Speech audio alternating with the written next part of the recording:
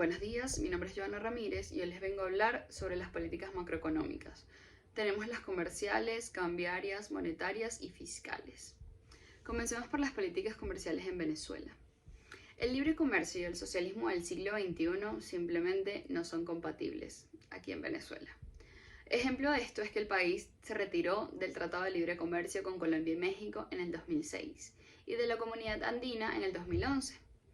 Logró entrar en el Mercosur en el 2012, pero 4 años después fue suspendido por incumplimiento de sus obligaciones en materia de derechos humanos y comerciales.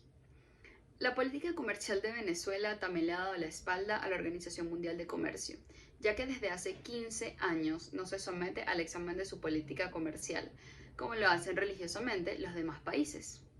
Tampoco cumple con la obligación de transparencia de notificar sus medidas comerciales, es decir, sanitarias, licencias de importación, valoración en aduanas, propiedad intelectual, entre otros. Ni tienen registrados los puntos de contacto de sus autoridades. Su política comercial es opaca e impredecible. La canasta exportadora de Venezuela consta casi exclusivamente del petróleo, pues a falta de insumos la producción nacional colapsó prácticamente. Su principal socio comercial es Estados Unidos, y el comercio con Cuba es básicamente un trueque. Petróleo a cambio de profesionales de la salud y de la seguridad pública. Con China y Rusia tiene otra forma de trueque, créditos pagaderos con petróleo. Las políticas cambiarias. La política cambiaria en sí trata de influir sobre el valor de la moneda nacional. Es decir, que son un conjunto de decisiones que se llevan a cabo para controlar el valor de la moneda, siempre en relación con el resto de las divisas extranjeras. De esta forma, el gobierno controla el valor de su moneda nacional mediante la aplicación de las distintas políticas cambiarias que se lleven a cabo. Si estamos hablando de un país dependiente de las importaciones de otra serie de bienes y servicios, devaluar la moneda sería algo que afectaría negativamente al poder adquisitivo del país, ya que al valer menos la moneda, importar bienes o servicios del exterior sería mucho más costoso, por lo que se deberían pagar más monedas locales para obtener un bien extranjero, en el que el valor se muestra más favorecido en otras monedas que en la nuestra, por ejemplo, ya que es como el caso de Venezuela, que la devaluación de nuestra moneda es tan grande que cada vez hacen falta más bolívares para cambiar por dólares, y se ha creado el mercado negro paralelamente al del Banco Central de Venezuela. El control cambiario ha sido agotado. La hiperinflación está en su máximo punto. Tenemos récords en los niveles de pobreza y tenemos una economía sobreendeudada. Y también hemos registrado la mayor caída de ingreso per cápita registrada desde la creación de las cuentas nacionales de nuestro país. Esto está acompañado, a su vez, de un cambio volátil e incapaz de contener información precisa y confiable que pueda ser utilizada para enviar señales de confianza a los agentes económicos o incluso para asignar recursos temporalmente. Lo que es decir que ya no somos un ente de confianza para las empresas extranjeras para poder obtener créditos por parte de ellas. Por otro lado, la asignación de divisas ha estado condicionada por el pago de la deuda pública externa, lo cual ha reducido el margen de reservas líquidas para operar en el mercado cambiario. Con ello, la demanda de divisas del sector privado ha quedado desatendida y sin una referencia clara del mercado. Tenemos la tercera, las políticas monetarias. La política monetaria en sí es el conjunto de acciones emprendidas por el Banco Central con el propósito de regular la circulación monetaria y, a través de ella, incidir sobre el costo del dinero y la disponibilidad de crédito para todos los sectores de la economía. En el caso de Venezuela, desde hace meses, los montos de compras eran imposibles de calcular. Nuevamente los puntos de venta se quedaron cortos con la cantidad de ceros y las transacciones debían picarse en partes para poder procesarlas.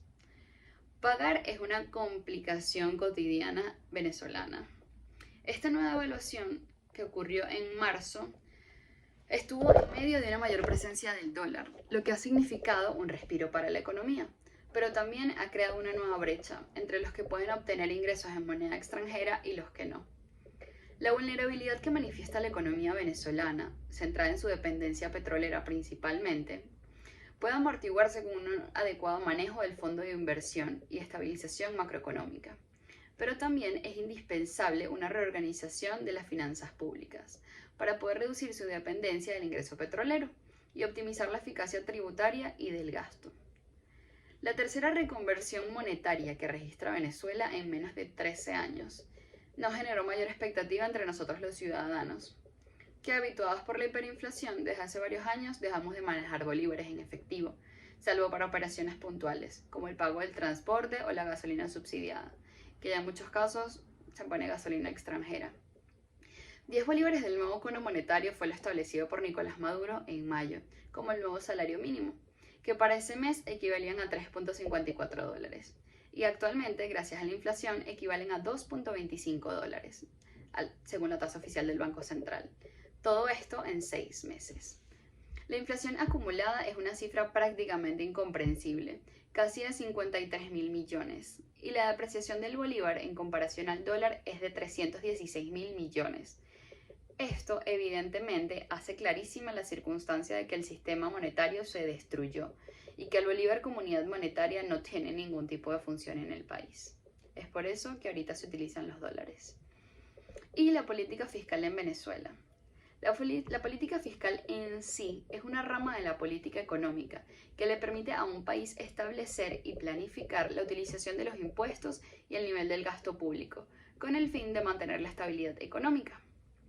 La política fiscal expansiva, por su lado, actúa cuando la economía busca expandirse y lo logra estimulando la demanda a través de ciertos recursos, como el aumento de los gastos, inyectando dinero en el mercado y bajando los impuestos.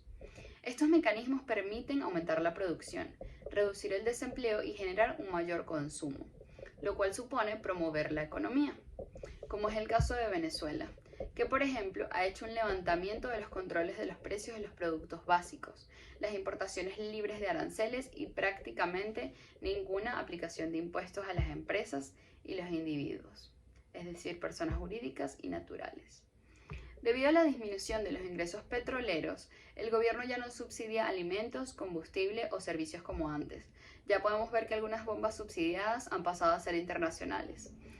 Las empresas privadas de Internet, los importadores y los proveedores de atención médica están tratando lentamente de llenar los huecos que dejó el colapso del sector público, que alguna vez fue en expansión, pero que hoy es todo lo contrario. También por su parte se ha aliviado la escasez de alimentos y medicinas, principalmente porque los vendedores, que solían estar agobiados por los rígidos límites de precio y los aranceles establecidos por el Estado, ahora pueden cobrar precios elevados por sus bienes y servicios, algo más ajustado a la realidad venezolana. Muchas gracias.